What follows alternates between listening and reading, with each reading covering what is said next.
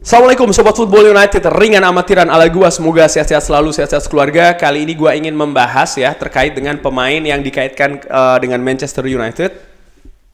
Pemain buruan nomor 1 adalah Andre Onana. Andre Onana dikabarkan Manchester United sangat meminati pemain ini. Pembicaraan sudah dilakukan baik dengan pihak dari Andre Onana maupun juga dengan Inter Milan. Inter Milan jelas menginginkan 50-55 sekitar segituan harganya, disampaikan oleh Fabrizio Romano. Bahkan sekarang ini bola ada di tangan Manchester United. Tapi di sisi lain, proses perpanjangan kontrak David De Gea ini juga terus berlangsung. Dikabarkan Manchester United sebenarnya sudah berhasil memperoleh kesepakatan ya dengan David De Gea, tapi di tengah jalan dibatalkan ini dan diajukan draft yang baru di mana gajinya lebih turun lagi. Nah, sekarang tinggal menanti apakah David De Gea setuju dengan tawaran tersebut. Di sisi lain, Manchester United juga sudah melakukan pendekatan nih kepada Andre Onana. Nah, ini bagaimana situasinya? Nampaknya kemungkinannya menurut gua ada 3. Nomor 1, David De Gea menandatangani perpanjangan kontrak. Manchester United tidak jadi ngambil Andre Onana. Oke. Yang kedua, David De Gea tidak memperpanjang kontrak, Andre Onana dikejar. Dan Manchester United sudah setengah langkah nih di depan karena sudah melakukan pembicaraan ya kan dengan pihak perwakilan dari Andre Onana dan juga Inter Milan untuk menjajaki berapa nih harganya. Sang pemain tentu saja sudah pernah bekerja sama dengan Erik ten Hag. Erik ten Hag menurut gue juga ya sering dikabarkan kan oleh Fabrizio Romano juga kalau sangat menyukai Andre Onana. Gua secara ringan amatiran kemarin final Liga Champions menurut gua itu memperlihatkan betul bagaimana Andre Onana pemain yang excellent ya. Jadi kemungkinannya demikian. Nomor 1 adalah David De Gea perpanjangan kontrak, Andre Onana tidak dikejar. Nomor kedua, David De Gea tidak memperpanjang kontrak, Andre Onana dikejar. Atau yang ketiga, tetap ada kemungkinan David De Gea tanda tangan, Andre Onana didatangkan menurut gue. Kenapa gue bilang demikian? Karena Erik ten Hag mengatakan kan dia menginginkan David De Gea stay, tapi tidak memberi jaminan kalau David De Gea akan tetap menjadi kiper nomor 1. Di sisi lain, di kabar lain yang gue baca hari ini, Tom Heaton, penjaga gawang cadangan ya, ini diberitahu oleh Erik ten Hag tidak diizinkan cabut dari Manchester United, walaupun kabarnya Luton ini berminat kepada Tom Heaton. Tentu saja Tom Heaton punya pengalaman sangat panjang ya di Premier League, beberapa tim, termasuk juga dulu di Manchester United, lalu juga di Burnley, dan sekarang masih di Manchester United. Nah, ini ternyata ditahan nih. Di sisi lain, Manchester United juga menawari kontrak dari David De Gea yang gajinya ini rendah banget malah ya. Dari situ gue berpikir nampaknya memang ada skema ya dari Erik ten Hag ingin mendowngrade nih David De Gea dari kiper pertama ke bukan kiper pertama. Tapi dia tidak ingin David De Gea ini cabut dari tim. Kenapa demikian?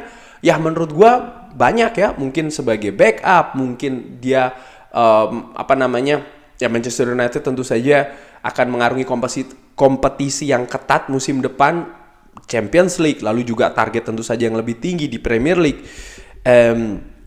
Di sisi lain juga menurut gua Manchester United ini kan di musim-musim sebelumnya pernah kesulitan nih dalam transisi atau peralihan ya dari penjaga gawang, dan nampaknya Manchester United ingin meminimalisir proses tersebut jadi tidak terlalu drastis.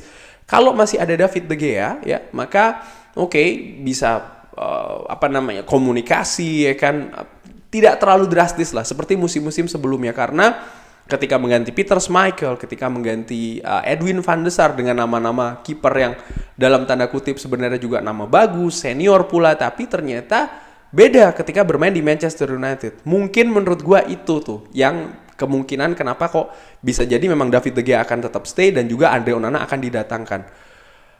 Menurut gue secara ringan amatiran ya, pernah gue mengatakan kalau ya nampaknya akan sulit nih karena Andre Onana dia ingin menit bermain yang tinggi ya kan, di salah satu kenapa dia cabut dari Ajax.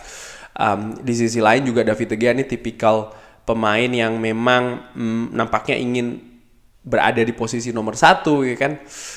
Tapi gua menilai dari 3 peluang tersebut, walaupun pilihan ketiga tentu saja pilihan yang bagus sebagai fans ya kan, wah David De Gea tetap stay, dia bisa berbagi pengalaman dengan Andre Onana dan lain-lain, tapi gue tetap memperkirakan besar kemungkinan David De Gea akan cabut sih.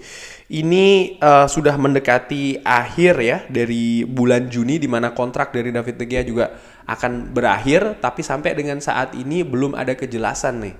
Dan Manchester United juga sudah sangat, kayak gue bilang tadi ya, sudah setengah langkah nih di depan. Ingin segera, kalau seandainya memang David De Gea tidak mau perpanjang kontrak, ya dia akan mendatangkan Andre Onana. Di sisi lain, gue tetap menilai si David De Gea mungkin akan keberatan dengan menerima peran ya, ataupun role, artinya tidak sebagai kiper utama. Walaupun menurut gue peluangnya di tim nasional Spanyol juga sudah selesai, ya kan. Tapi mungkin karena kan pilihannya cuma 2 nih, Manchester United dan juga di Liga Arab kan kabarnya ada yang berminat dengan David De Gea. Kalau memang dia masih menilai bahwasanya bermain di kompetisi Eropa, bermain di Manchester United walaupun mungkin frekuensinya tidak sering ya, ini merupakan sesuatu yang masih dia inginkan, ya dia akan stay. Dan ini juga sekaligus juga pembuktian kalau dia berani bersaing dengan Andre Onana. Di sisi lain ini juga menjadi tantangan bagi Andre Onana, di mana ya dia datang ke Manchester United tidak langsung dia akan menjadi kiper pertama. Dia ada pesaing di mana juara bertahan dalam tanda kutip di dalam diri seorang David De Gea.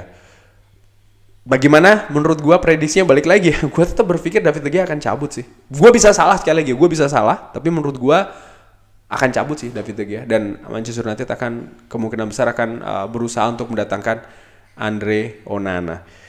Itu pertama mengenai kiper. Yang kedua, secara ringan amatiran singkat saja dikaitkan lagi Manchester United dengan Frenkie De Jong ya kan. Ada beritanya beberapa hari yang lalu. Bagaimana menurut gue secara ringan amatiran kalau seandainya Frenkie De Jong datang, gue senang sekali.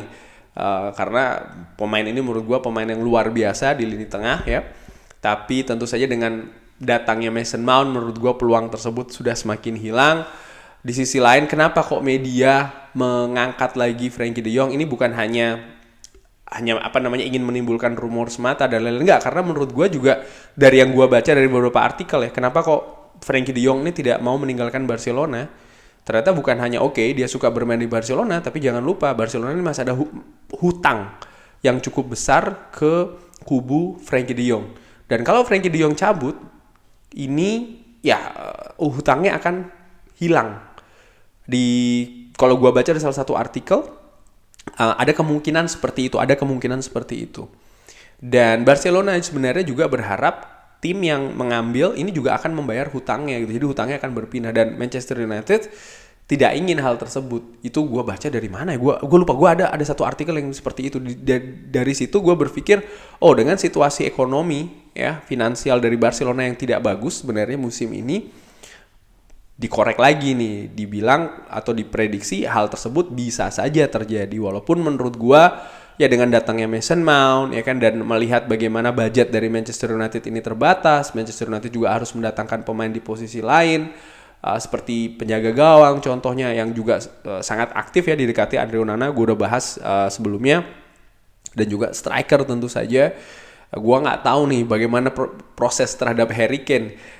Kabarnya Manchester United ingin meninggalkan, tapi calon lain juga tidak ada yang mendekati dari Harry Kane tersendiri ya kan. Jadi menurut gue intinya Manchester United butuh dana banyak gitu loh. Dan menurut gue kalau seandainya memang Mason Mount sudah here we go kan, sudah didatangkan, nampaknya untuk Frenkie De Jong, walaupun menurut gue secara pribadi gue suka secara teknis, tapi secara keseluruhan gue pikir kok ini sesuatu yang kecil sekali, bahkan hampir tidak mungkin ya terjadi di musim panas ini. Tapi sekali lagi mungkin gue juga bisa salah.